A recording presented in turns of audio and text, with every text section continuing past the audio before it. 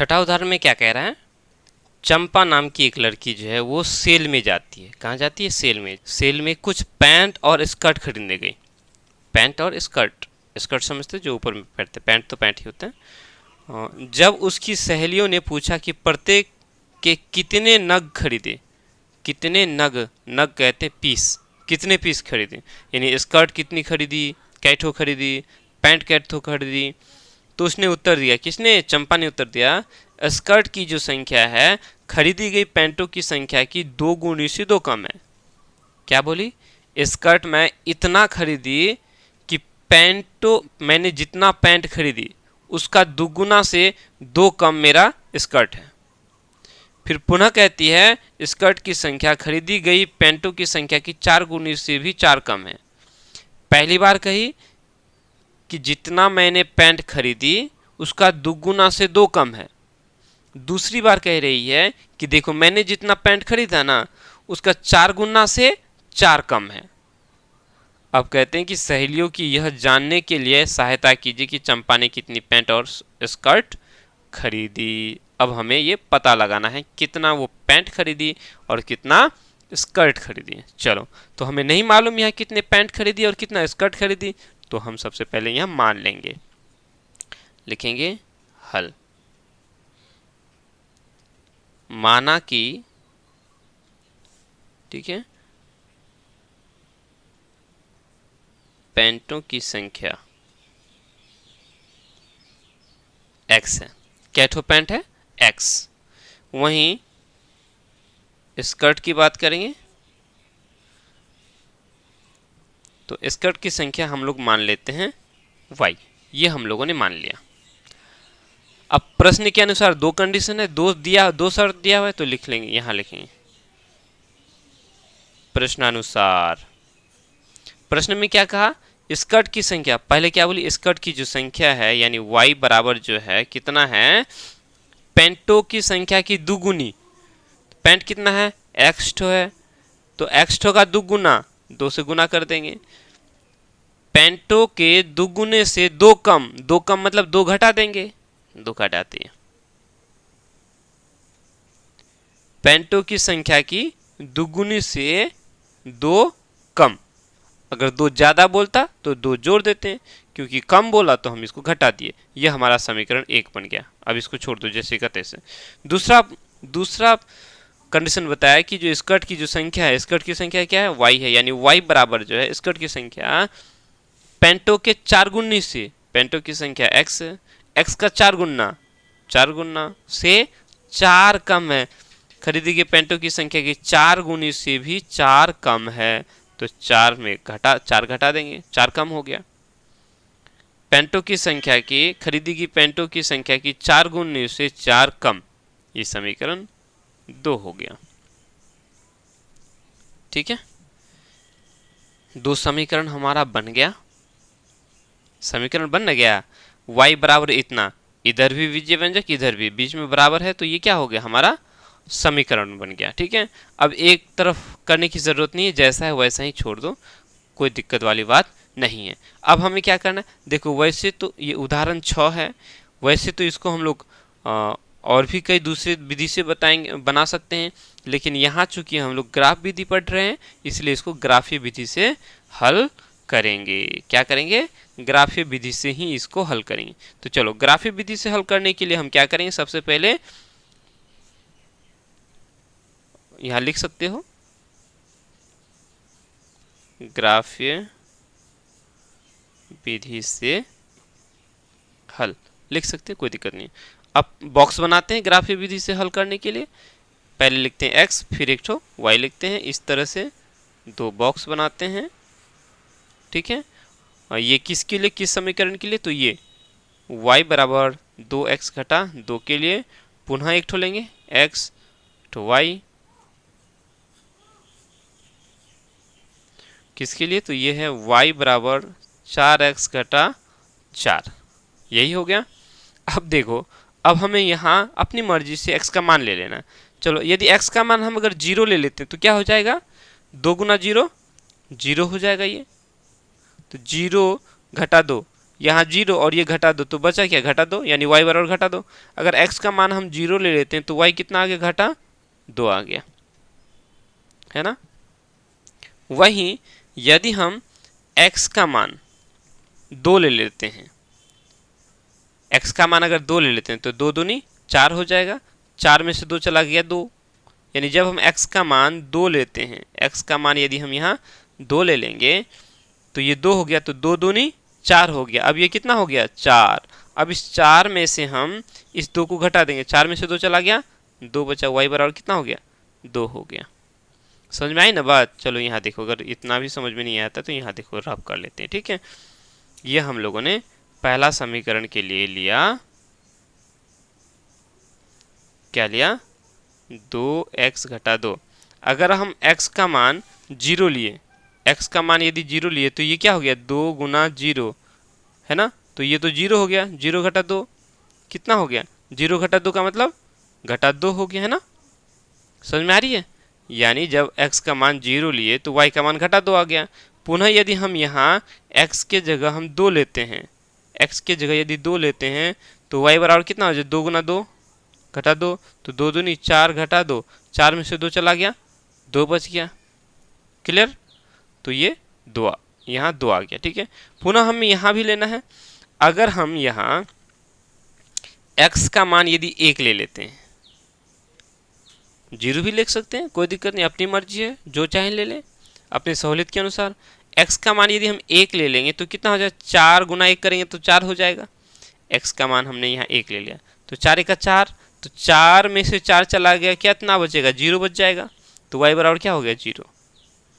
x का मान जब हमने 1 लिया तो y का मान 0 आ गया। पुनः x का मान लेना है, x का मान यहाँ हमें पुनः लेना है। चलो, यदि x का मान हम यहाँ 2 ले लेते हैं तो कितना हो जाएगा, x का मान 2 ले लेने से 4 दूनी 8 हो गया, x का मान 2 ले तो ये 8 हो गया। अब 8 में से 4 चला जाएगा, कितना बचेगा, 4 बचेगा। तो y बराबर हमारा 4 हो गया। क्लियर। अब हमें इसको ग्राफ में सजाना है। ग्राफ में सजा करके जहाँ दोनों का, जहाँ दो रेखाओं का, 2 समीकरण का 2 रेखा बनेगा और जो जहाँ प्रतिच्छेद होगा वही दोनों का हल निकलेगा, ठीक है। देखो y मेरा माइनस में है 2, यानी नीचे, ये नीचे y हो जाएगा, तो माइनस में सिर्फ 2 है और x माइनस में नहीं है, तो हमें यहाँ x यानी इधर की ओर छोड़ना नहीं है, इधर x हो जाएगा, इधर माइनस में और इधर प्लस में x। चलो यहाँ हम खींच लेते हैं।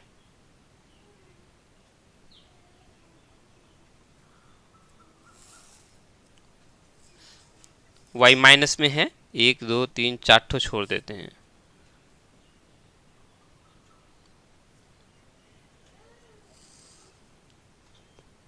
हो गया, 1 2 3 4 5 6 7 8, ये हमारा x हो गया। इधर x माइनस में है ना, कटा 1 कटा 2 कटा 3 और नीचे में माइनस में y, ठीक है, कोई दिक्कत। और ऊपर में प्लस में हो जाएगा y, 2 3 4 5 6 7, ठीक है, कोई दिक्कत। अब हमें क्या करना है, ये x अक्ष और ये y अक्ष, ऊपर में प्लस और नीचे में माइनस, इधर में प्लस और इधर में माइनस। क्लियर। तो पहला बिंदु लेना है x0 y माइनस 1, x0 यानी x की ओर बढ़ना ही नहीं है, x की ओर बढ़ना ही नहीं है, न तो इधर न तो इधर, तो ये अक्ष हो गया। उसके बाद y माइनस 2, तो x तो 0 हो गया लेकिन y की ओर बढ़ना है, y माइनस 2 1 2, ये वाला बिंदु, ठीक है, एक बिंदु हो गया। अब इस रेखा को खींचने के लिए 2 बिंदु चाहिए, एक बिंदु हो गया, दूसरा बिंदु है y x2 y2, x भी 2 और y भी 2, x2 और y भी 2, तो y प्लस में है तो 1 2, ये वाला बिंदु, ठीक है, 2 बिंदु हो गया। अब इन दोनों ही बिंदुओं को पकड़ के हम लोग खींच देंगे।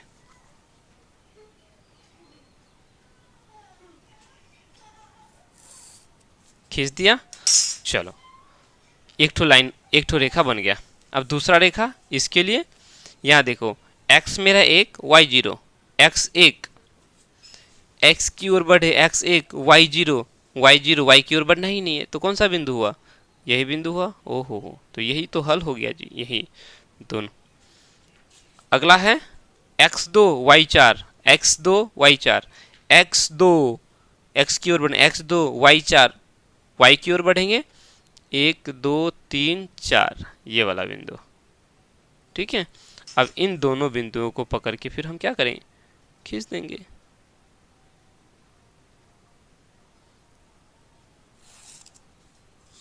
खींच दिए, चलो नामकरण कर दो। ये बिंदु क्या है? x 2 है और y 2 है। ये बिंदु क्या है? ये बिंदु है x मेरा 2 y मेरा 4 है।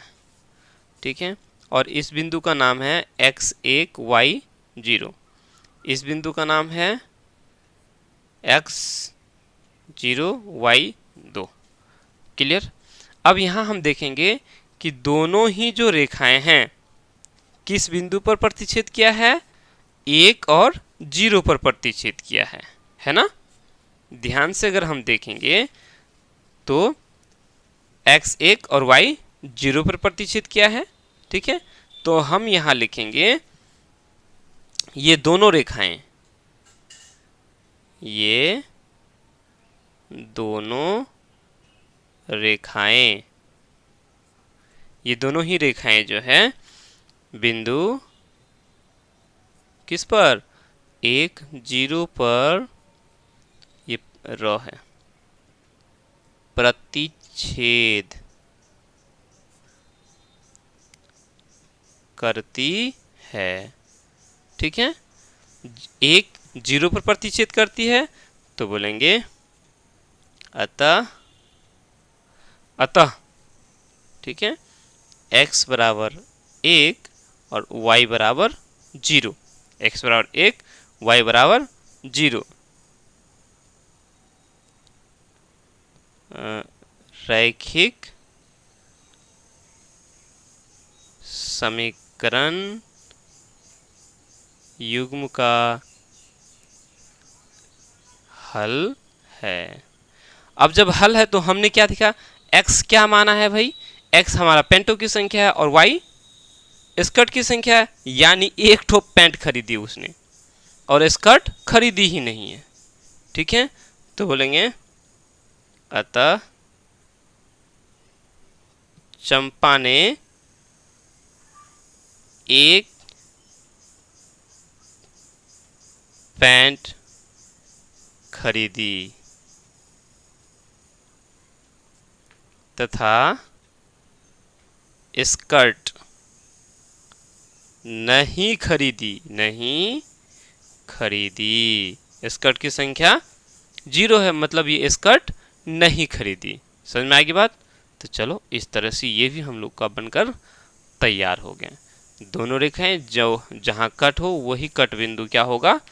दोनों ही समीकरण युग्म का हल होगा।